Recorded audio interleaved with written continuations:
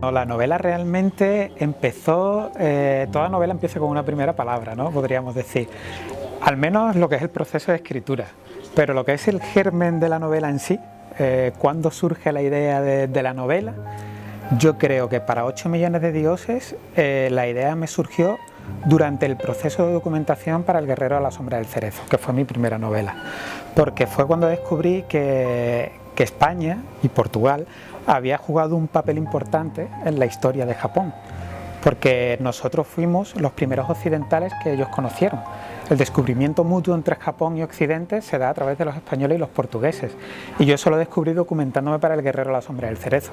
Entonces fue en ese momento cuando investigaba por qué los jesuitas habían abierto allí misiones, los hospitales que habían abierto allí los jesuitas en Japón. Yo dije, aquí hay una historia, me la guardo para después, y ha sido 8 millones de dioses. Sí, bueno, 8 millones de dioses, de hecho, no hay que tomarlo literalmente, es como una frase hecha, ¿no? Es la manera, la fórmula con la que ellos se refieren a todo el panteón de divinidades y espíritus sagrados del sintoísmo, que no son 8 millones, pero son muchos, ¿eh? Sí, el personaje de Martín Ayala es un personaje ficticio, inventado por mí para la historia, pero que está ligado o intrincado con personajes históricos reales. La primera misión jesuita a Japón, aunque correspondía a la corona de Portugal evangelizar Japón, se encargó la evangelización a los jesuitas, y el que dirigió la primera misión fue un español, Francisco Javier, bueno, navarro en aquel entonces, nuestro San Francisco Javier, de hecho, posteriormente. Entonces yo imaginé un jesuita versado en letras que Francisco Javier se lleva consigo en la primera misión, con la encomienda de que él sea el encargado de aprender el idioma japonés, de aprender las costumbres japonesas, ser como una especie de protoantropólogo, ¿no? Y dejar todo eso por escrito para facilitar la labor de evangelización y facilitar el trabajo de los jesuitas que vinieran después, ¿no? De los misioneros que llegaran después. Entonces, este es Martín Ayala, ¿no? Este es mi Martín Ayala. Martín Ayala, durante su larga estancia en Japón, él está 20 años, le suceden una serie de cosas que no voy a desvelar, que hace que lo retiren de la misión. Le hace que lo retiren de la misión y le hagan regresar a España. El problema es, como tú dices, cuando 10 años después en las misiones jesuitas comienzan a aparecer sacerdotes muertos, y muertos además de una manera muy cruenta, ¿no? muy ritual incluso. Entonces los gobernantes de Japón se desentienden de estas muertes porque solo afectan a los extranjeros, pero les dan permiso para iniciar una investigación. Y la Iglesia se plantea, ¿quién puede ser nuestro investigador? ¿Quién hay que conozca mejor a estas gentes y este idioma? Pues tiene que ser Martín Ayala. Así que al pobre Martín Ayala, que ya está retirado en la Escuela de Traductores de Toledo dando clases, ¿no? Como catedrático, ya tranquilo en lo que es la jubilación, diríamos en nuestros días, le dicen desde Roma, oye, tienes que hacer el petate y volverte a Japón porque tenemos este problema y tú tienes que desentrañar cuál es el misterio que hay detrás de estas muertes. Pues la travesía en aquel entonces, a través de la ruta castellana, que es la que sigue Martín Ayala, creo recordar que eran 6-8 meses. Era un viaje además muy duro, era un viaje en el que había siempre un porcentaje de 15-20% de la tripulación no llegaba con vida, porque eran viajes muy peligrosos, claro.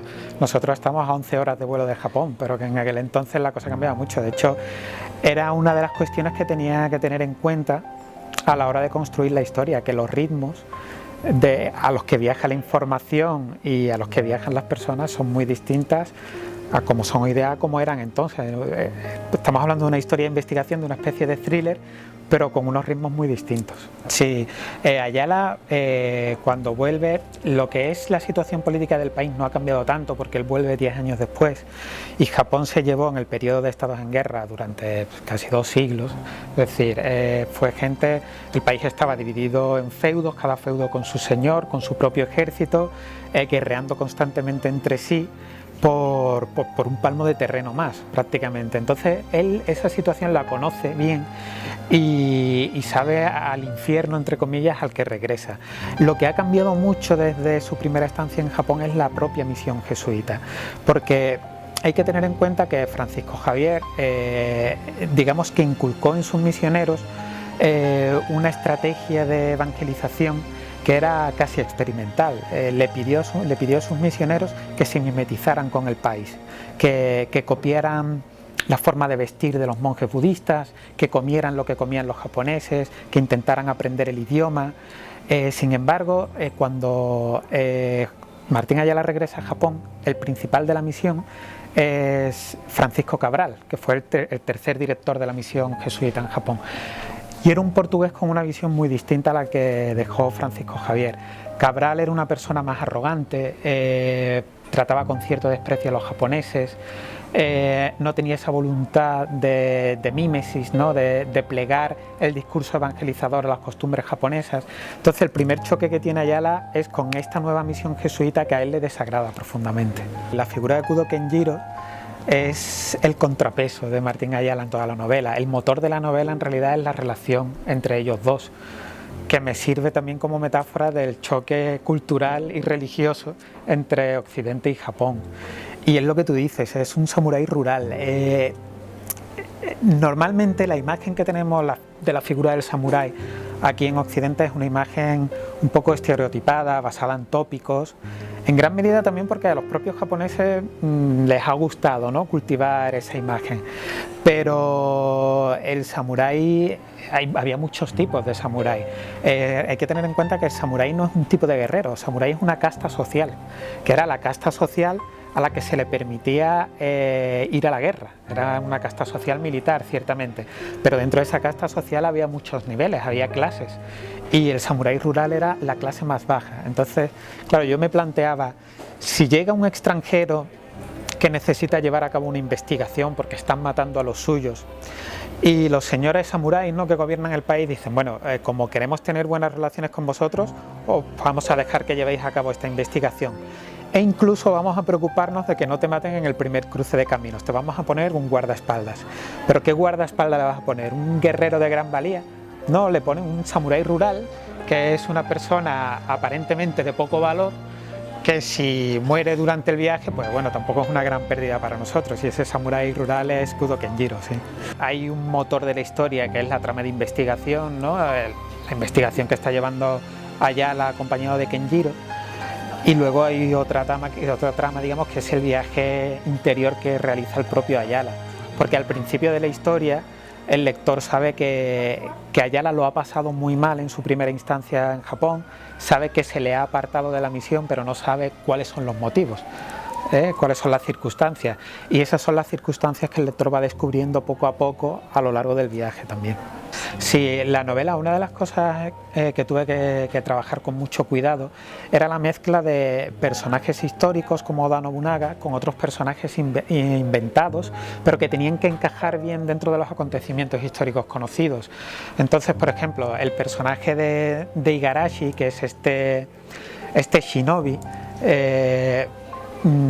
que nosotros en Occidente llamaríamos ninja, aunque ninja es una palabra que surge en el siglo XX y que no se utilizaba en el Japón de aquella época. La palabra correcta sería shinobi. Igarashi es el shinobi que los señores samuráis ponen a espiar a Ayala, porque ellos no se fían de la investigación de Ayala, no saben cuáles pueden ser sus verdaderas intenciones, si por error puede descubrir cosas que ellos no quieren que descubran, entonces le ponen un espía a seguirlo, que es este personaje, que es Igarashi, que también tiene sus propias intenciones ocultas, que lo mueve sus propios objetivos, y que durante todo el viaje está siguiendo a Ayala y aprendiendo cosas sobre Ayala, pero que llegará a un punto en el que veremos que las intenciones de Igarashi, ¿no?, de este espía, no encajan totalmente con las de sus señores, ¿no?, que la han puesto en el camino detrás de Ayala. Y también tenemos figuras históricas como Oda Nobunaga, que Oda Nobunaga era el gran señor feudal de aquel entonces, era el que parecía destinado a ser shogun, que el shogun era el dictador militar de todo Japón, el shogun era el que conseguía gobernar sobre todo el país. Entonces la figura de Oda Nobunaga es un poquito como el capitán Ahab en Moby Dick, ¿no? Todo el mundo habla de Oda Nobunaga, está muy presente en la historia, pero no aparece hasta el final, y no diré, ¿no?, de qué manera aparece, pero sí, porque era el hombre poderoso en el país en aquel momento. Sí, bueno, en realidad es que el cristianismo para los europeos ha sido a lo largo de la historia una herramienta de colonización y a veces una excusa para abrir nuevos mercados comerciales. Estamos hablando de que la novela se ambienta en el periodo de los estados en guerra en Japón, pero en la era de los descubrimientos en Europa, ¿no? Cuando España y Portugal recorrían el mundo con la encomienda de abrir nuevos mercados y hacer buenos cristianos, porque la Iglesia solo permitía que se explotara comercialmente un nuevo territorio si de la mano iba la cristianización de ese territorio. Entonces, claro, es un periodo histórico en el que, como tú dices, se mezcla la política, los intereses políticos, pero también los económicos.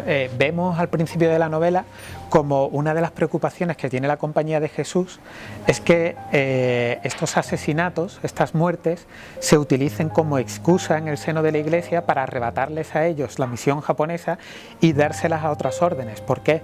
Porque la misión jesuita se llevaba un 15% del mercado de la seda entre Japón con las colonias portuguesas y españolas. Entonces, claro, económicamente era muy lucrativa, entonces ahí se mezclaban intereses de todo tipo, la verdad es que sí, y es una de las cosas que intento explicar en la novela. Bueno, el concepto de karma, a ver, explicación simplificada para gaijins, ¿no? Gaijins somos los extranjeros para los japoneses. El karma, digamos que es una especie de energía vital, ¿no? Una energía con la que todos nacemos. Y el karma nos ata a una rueda que es el samsara, que es el ciclo eterno de muerte y renacimiento en el que creen los budistas. Entonces el karma es esta energía, se usa mucho la expresión del hilo del karma, pues el hilo, ¿no?, del karma lo que nos ata es a esta rueda de muerte y resurrección constante. Se supone, según las creencias budistas, que en cada reencarnación nosotros vamos aprendiendo cosas, vamos mejorando, perfeccionándonos espiritualmente, vamos liberándonos del karma, de esta energía que nos ata, ¿no? Hasta que alcanzamos la iluminación. Cuando alcanzamos la iluminación conseguimos liberarnos de nuestro karma, nos hacemos uno con el vacío y ya no tenemos por qué volver a renacer, sino ya somos eternos, ¿no? Entonces, claro, los japoneses tienen la figura de los bodhisattvas o santos, ¿no?, budistas, que son aquellos que han alcanzado ya la iluminación y durante la vida son una especie de santos, ¿no? Ven todo con una claridad y una sabiduría sobrenatural, y cuando mueren ya no necesitan reencarnarse porque ya se unen al vacío, son uno con Buda, por ejemplo. Entonces, claro, es un concepto muy interesante además porque para los samuráis el budismo zen, que era en el que creían los samuráis, el budismo zen les decía que tú puedes alcanzar la iluminación, puedes liberarte de tu karma a través de cualquier labor cotidiana. Si tú eras alfarero, pues siendo el mejor alfarero podías llegar a convertirte en un santo y alcanzar la iluminación. Y a los samuráis les decían, si tu vía es el camino marcial, si tú consigues perfeccionarte a través del camino de la espada, puedes convertirte en un santo de la espada, alcanzar la iluminación y liberarte del karma y ser eterno. Entonces, bueno, Ayala conoce bien, como conocían los misioneros jesuitas, las costumbres y las creencias sintoístas y budistas, ¿no?, que eran las dos religiones en Japón, porque tenían que rebatirlas constantemente. Digamos que aquello era como conseguir quitarle los clientes, ¿no?, a la otra empresa. Y él las conoce bien. Lo que pasa es que él nunca ha tenido que convivir con una persona que tenga muy arraigada esas creencias, como es el caso de Kenjiro. Porque claro, Kenjiro y Ayala son dos personas de mundos distintos, casi literalmente, de mundos distintos, con creencias religiosas, con una concepción de la vida muy diferentes, pero que están obligados a viajar juntos. No, aunque se lleven mal, ellos están obligados a entenderse. Entonces, a lo largo del viaje, a medida que Ayala va conociendo a Kenjiro, va comprendiendo mejor estas creencias, porque Ayala las conocía pero no las comprendía, no las había interiorizado. Y también Kenjiro entiende un poco mejor la obstinación de estos extranjeros que llegan a su país y le dicen, oye, todas vuestras creencias, todos vuestros dioses, y Buda incluido, son falsos. Solo hay un Dios verdadero y es el nuestro, y la única salvación es a través de este Dios. Y todos vuestros antepasados, todos los que han muerto antes, están en el infierno porque no conocían la palabra de Cristo. Si lo pensamos, es un mensaje muy cruel, muy duro, que atormentaba mucho a los cristianos que se convertían al cristianismo. Pero claro, si tú eres un jesuita y estás convencido de que esto es la realidad, tú estás allí pese a todo, porque estás salvando almas. Si tú te vas y dejas de predicar la palabra de Cristo, estás condenando a toda esta pobre gente al infierno. Entonces, a pesar de que los maten, a pesar de que les tiren piedras por los caminos, los jesuitas insistían en estar allí porque creían estar salvando vidas. Pues son dos puntos de vista irreconciliables en un principio, por eso hubo un conflicto tan grande entre los cristianos y los japoneses, pero que entre Ayala y Kenjiro, a medida que viajan juntos, uno comienza a comprender el punto de vista del otro, y aunque no lo abrace, les cambia de manera irremediable. Los dos a lo largo de la historia cambian mucho. Bueno, os mencionaba al principio que a Ayala se le retira de la misión.